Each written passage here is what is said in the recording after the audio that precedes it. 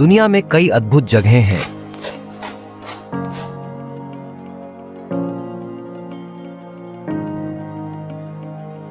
लेकिन एक महाद्वीप ऐसा है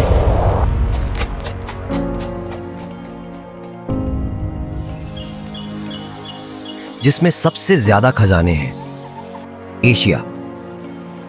अगर आपको लगता है कि आपने प्राकृतिक दुनिया की सबसे बेहतरीन चीजें देख ली हैं, तो फिर से सोचिए।